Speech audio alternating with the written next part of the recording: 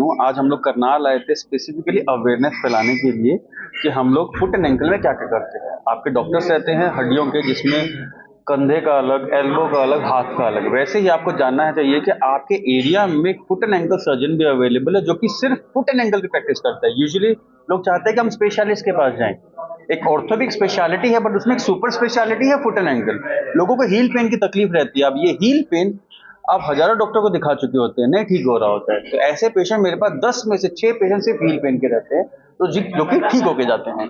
और दूसरा क्या रहता है कि आज जो हमारा टारगेट था मेन, कि लोगों को पता चले कि फुट एंड एंकल की कुछ ऐसी बीमारियां हैं जिसके बारे में बताया जाता है कि इसका कोई इलाज नहीं है, उनका इलाज है। जैसे कि आपके पांव के अंगूठे का टेढ़ा होना, आपकी उंगलियां एक दूसरे के ऊपर चढ़ जाना, आपको बार बार मोच आती है तो आपको बोला जाता है कि एंकल बाइंडर पहन लो, गर्म पट्टी पहन लो, उन सब का इलाज होता है। डायबिटिक फुट है जहाँ पे बोला जाएगा कि पाँव कटेगा, हम उसको बचा सकते हैं। उसके अलावा एंकल घिस गया है, बोलते हैं कि चलाते रहो जब तक चलता है, ऐसा नहीं होता। आप जब तक चलाते रहेंगे उसको चलता रहेगा। ये कॉन्सेप्ट पुराना हो चुका है। द रीजन, इसका कारण क्या है?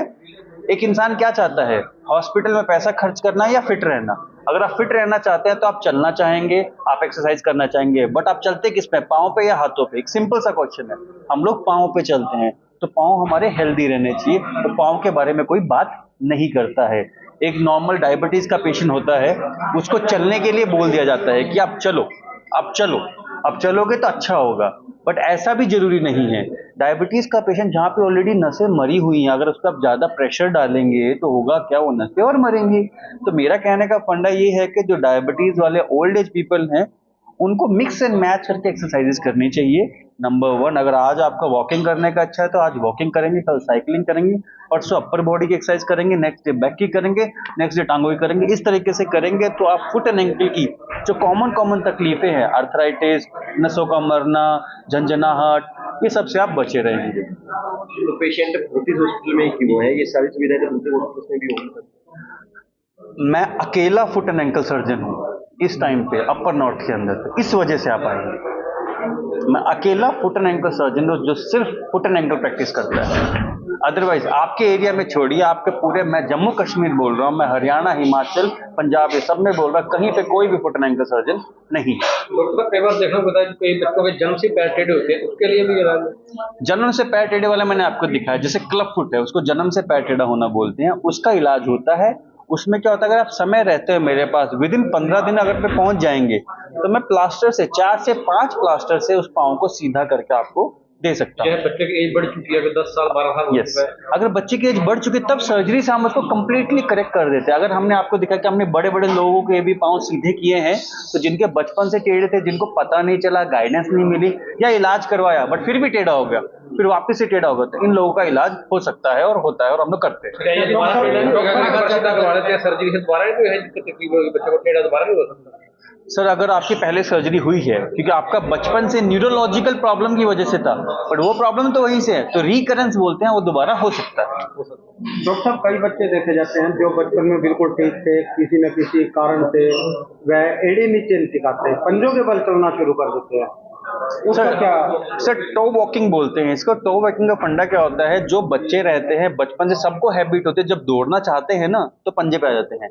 7 साल तक 70% बच्चे वो ठीक हो जाते हैं।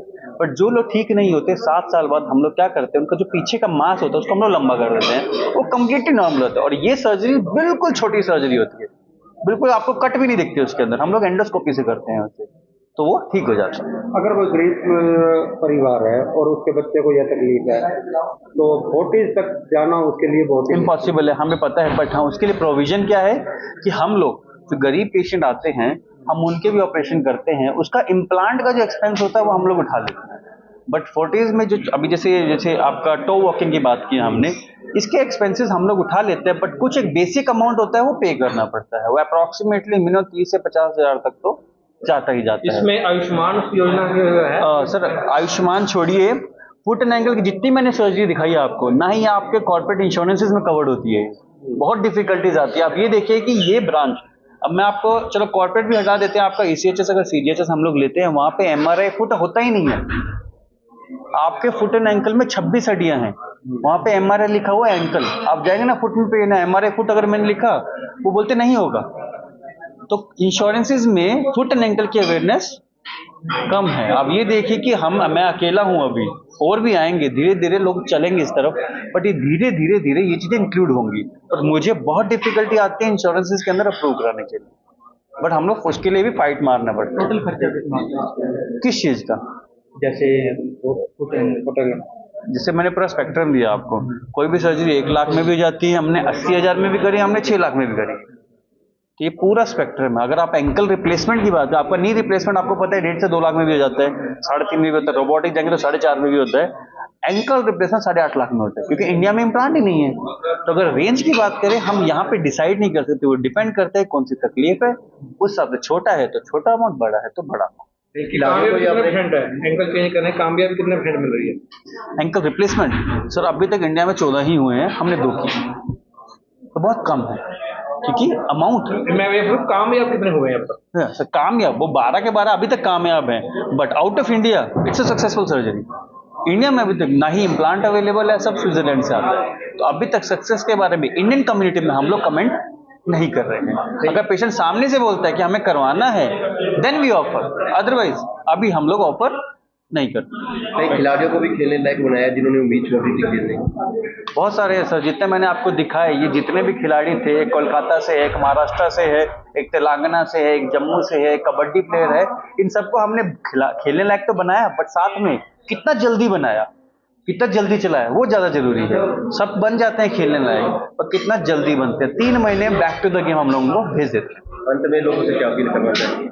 हाँ, अंत में लोगों से मेरा ये अपील है, मैं ये नहीं चाहता, ये नहीं बोल रहा कि आप Fortis hospital Mohali directly jump करिए। मैं चाहता हूँ कि अगर आपकी तकलीफ है जो भी पाँव की, उसको इग्नोर ना करें, आपके लोकल डॉक्टर को दिखाएं पहले जाके।